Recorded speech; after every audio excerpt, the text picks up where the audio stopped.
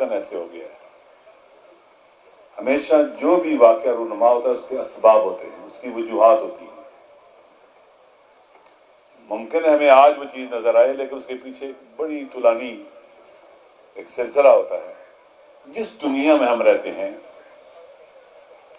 مولا علی علیہ السلام کا قول ہے کہ من عرف الزمان امنا، جس نے اپنے زمانے کو پہچانا وہ سیکیور ہو گیا، وہ محفوظ ہو گیا. جس دور میں ہم رہ رہے ہیں اس کی شناخت بہت ضروری ہے. اس وقت پاور شفٹ ہو رہی ہے ویسٹ سے ایسٹ کی طرف. یہ خود دنیا کے بڑے بڑے مفکر لکھ رہے ہیں. خود ہنری کسنجر نے لکھا، برزنسکی نے لکھا، فری زکریا نے، یورپ کے بڑے بڑے رائٹرز اور مفکرین ہیں، وہ اس بات کا تذکرہ کر رہے ہیں کہ پاور شفٹ ہو رہی ہے ویسٹ سے ایسٹ کی طرف. تاریخ میں یہ سرکل چلتا رہا ہے ہمیشہ. اب اس شفٹ آف پاور کو کیسے کاؤنٹر کیا جائے، کیسے سلو کیا جائے، روکا جائے. پاور کس کے ہاتھ سے شفٹ ہو رہی ہے ایسٹ کی طرف؟ امریکہ اور یورپ کے ہاتھ سے، ان کے الائز کے ہاتھ سے. کیسے کاؤنٹر کیا جائے، کیسے روکا جائے اس کو؟ اس کے لیے انہوں نے ڈفرینٹ لیئرز بنائی ہیں. ان میں سے ایک جو چیز ہے وہ ہے ایسٹ کو ڈسٹرب کیا جائے اندرونی طور پر، ڈسپیوٹس کھڑے کیے جائیں ان کے آپس میں، ایسٹرن کنٹری کے درمیان اختلافات ہوں، مشکلات کھڑی کریں ان کے درمیان، تاکہ ایسٹ کا ہاؤس اور ایشیا کا ہاؤس ان آرڈر نہ ہو اور یہ پاور کا جو شفٹ ہے اس کو سلو کیا جا سکے، روکا جا سکے. ایسٹ کے جو حساس ایریاز ہیں، ویسٹرن ایشیا ہے، ساؤتھ ایشیا ہے، ساؤتھ چائنا سی ہے، یہ ہارڈ پوائنٹس ہیں ایسٹ کے، انہیں ڈسٹرب کیا جائے. پاکستان ان میں سے انتہائی اہمیت کا حامل ہے. ساؤتھ ایشیا کا دل ہے پاکستان، اور شفٹ آف پاور کے لیے گیٹ وے ہے Pakistan from west to east کے لیے. پاکستان کو کنٹرول کیا جائے، پاکستان کو ڈسٹیبلائز رکھا جائے، کمزور رکھا جائے، اسے اپنے ہاتھ میں رکھا جائے. ایسٹ بہت اہمیت کا حامل ہے. ایشیا آپ دیکھ لیں، آبادی کے لحاظ سے سب سے بڑا کنٹیننٹ ہے، ریسورسز کے اعتبار سے بہت بڑا ہے، اب منڈی بہت بڑی ہے، اسکلڈ مین پاور بہت زبردست ہے، یہاں پر لیبر سستی ہے، ترقی یافتہ ممالک موجود ہیں، تہذیبی حوالوں سے بھی بہت رچ ہے. دنیا کے تمام بڑے بڑے جو ادیان ہیں ان کی پلیس آف برتھ ایسٹ ہے، ایشیا ہے، اور اس میں پاکستان بڑی اہمیت کا حامل ہے. لہذا پاکستان کو ڈسٹیبلائز رکھنا ہے. ایک لیئر جو انہوں نے بنائی وہ اسلامو فوبیا ہے.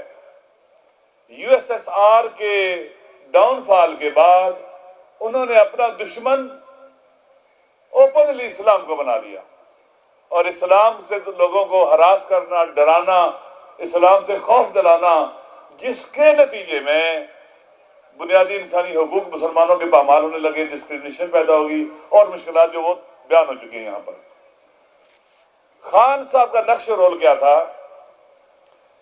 جو عالمی قوتوں نے اپنی ہیجمونی کو باقی رکھنے کے لیے جو منصوبے بنائے ہوئے تھے، خان صاحب نے ان کے مقابلے میں کھڑے ہونے کا اعلان کیا. یہ بہت اہم نقطہ ہے کہ ایک شخص ساؤتھ ایشیا کے اندر بیٹھا، دل ہے جو ایسٹ کا، ایشیا کا، وہاں پر بیٹھا ہوا ہے اور وہ ان کی سوچ کے خلاف سٹینڈ لے رہا ہے. اسلامو فوبیا کا ایک بہت بڑا حربہ تھا جس کے نتیجے میں اپنی سوسائٹی کو اپنے ساتھ امانگ رکھتے تھے، جو ان کے رائے عامہ اس کو اپنے ساتھ رکھتے تھے، اور پھر مسلمانوں کو وہ نقصان پہنچاتے تھے. ایک کتاب ہے a peace to end all peace, David Fromkin کی کتاب ہے، وہ پڑھنے والی کتاب ہے، فرسٹ ورلڈ وار کے بارے میں ہے، اور اگر آپ اس کو پڑھ لیں تو آپ کو آج سارے کے سارے حالات لگے گے اسی طرح سے ہو رہی ہے. مسلمانوں کے اندر انہوں نے تکفیریت کو رواج دیا، دہشت گردی کو رواج دیا، دہشت گرد گروپ بنائے، خود بنائے.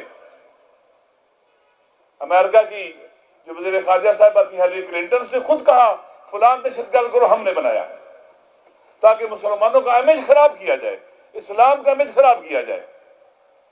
خان صاحب نے اسلامو فوبیا کے حوالے سے یونائٹڈ نیشن میں سٹینڈ لیا اور ان کی کئی سال کی جو کوششیں تھیں ان کو ناکام بنا دیا، اور اینٹی اسلام فوبیا ڈے منایا گیا 15 قرار دیا گیا 15 مارچ کو۔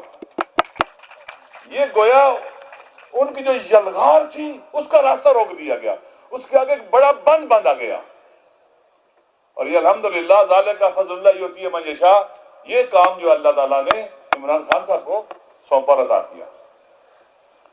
اسی طرح سے پاکستان کی خارجہ پالیسی بہت اہم ہے، نئے افق تلاش کرنا، جمود کا شکار جو ہماری فارن پالیسی تھی اس جمود کو توڑنا اور نئے افاق تلاش کرنا، اور پاکستان کو ایک ساورن کنٹری، آزاد ملک، مستقل ملک بنانا، جو پاکستان کے اندر جو مقتدر غلام طبقہ ہے اسے قبول نہیں تھا۔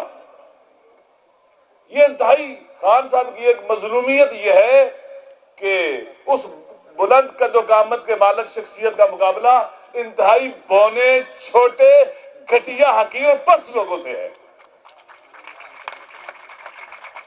جن کے اندر کسی شرف کی نشانی نہیں ملتی ذرا برابر بھی، بہت چھوٹے، جو گھروں میں گھستے ہیں، جو عورتوں کو مارتے ہیں، عورتوں پر ظلم کرتے ہیں، جو کسی انسانی ویلیو کے قائل نہیں ہیں۔ یہ نہ اسلام اجازت دیتا ہے اس کام کی، نہ مشرقی تہذیب اجازت دیتی ہے، نہ انسانی قدر ویلیو اجازت دیتی ہے ان چیزوں کی جو یہ کر رہے ہیں ہمارے ملک کے ساتھ۔ آپ دیکھ لیں کتنا ڈر ہے انہیں، کتنا خوف ہے انہیں خان صاحب کے ساتھ۔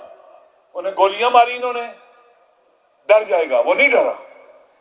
ان پر مقدمے غیر قانونی اصل غلط قسم کے مقدمے بنائے جن کی کوئی بیس ہی نہیں ہے، یہ خوفزدہ ہو جائے گا، وہ نہیں ڈرا۔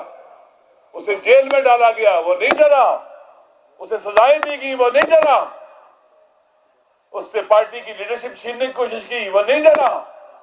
الیکشن کے اندر بلے کو چھینا، وہ نہیں گھبرایا۔ پاکستان کے عوام کو بھی سلام کہ انہوں نے ہر حربہ جو ان نالائقوں کو سے ناکام بنایا، اور 8 فروری کو ایک خاموش انقلاب تھا ظلم اور فساد کے خلاف اور ان غلاموں کے خلاف، ان ظالموں کے خلاف۔ 9 فروری کو جو کچھ ہوا یہ 1970 کے بعد سب سے بڑا سانحہ ہے۔ 1970 کے اندر الیکشن ہوا، عوام کی رائے کو نہیں مانا گیا تو پاکستان ٹوٹ گیا۔ سب سے بڑا سانحہ 9 فروری کو ہوا ہے کہ عوام کی رائے کو بلڈوز کیا گیا، عوام کی رائے کو نہیں مانا گیا، اور آج تک اسے بدلنے پہ لگے ہوئے ہیں یہ چھوٹے لوگ اور حقیر لوگ۔ ان کا مقابلہ کرنا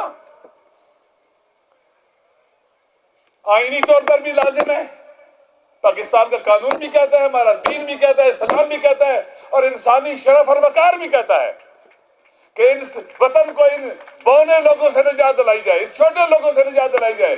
پاکستان کے عوام ڈیزرو کرتے ہیں کہ یہاں عدل و انصاف کی حکومت ہو۔ اللہ نے تمام انبیاء کو بھیجا، کس لیے؟ قرآن کہہ رہا ہے کہ لَقَدْ أَرْسَلْنَا رُسُلَنَا بِالْبَيِّنَاتِ، ہم نے تمام انبیاء کو بھیجا واضح نشانیاں اور دلائل دے کر، معجزے دے کر بھیجا انہیں۔ وَأَنزَلْنَا مَعَهُمُ الْكِتَابَ وَالْمِيزَانَ، ان کے ساتھ کتاب نازل کی، منشور حیات اور زندگی نازل کیا، میزان حق کو باطل دیا۔ کیوں؟ لِيَقُومَ النَّاسُ بِالْقِسْطِ، تاکہ لوگ عدل کے لیے اٹھے۔ لیڈرشپ کافی نہیں ہے، منشور کافی نہیں ہے، عوام کا عدل کے لیے اٹھنا بھی ضروری ہے۔ اگر عوام ساتھ نہ دے تو تخت پر فرعون بیٹھتا ہے اور موسیٰ کو جلا وطنی اختیار کرنی پڑتی ہے۔ اگر عوام ساتھ نہ دے تخت پر نمرود بیٹھتا ہے اور ابراہیم کو آگ میں پھینکا جاتا ہے۔ اگر عوام ساتھ نہ دے تخت پر یزید بیٹھتا ہے اور امام حسین کا سر نوک نیزہ پہ بلند ہوتا ہے۔ عوام کی ڈیوٹی بہت زبردست ضروری ہے، اہمیت کی حامل ہے۔ اور پھر جو خان صاحب کے ساتھی ہیں، مخالفین کی اسٹریٹجی کو دقت سے پڑھا جائے، وہ کیا کرنا چاہتے ہیں، ان کا کاؤنٹر اسٹریٹجی ہونی چاہیے، ہر روز ڈسکس ہونا چاہیے۔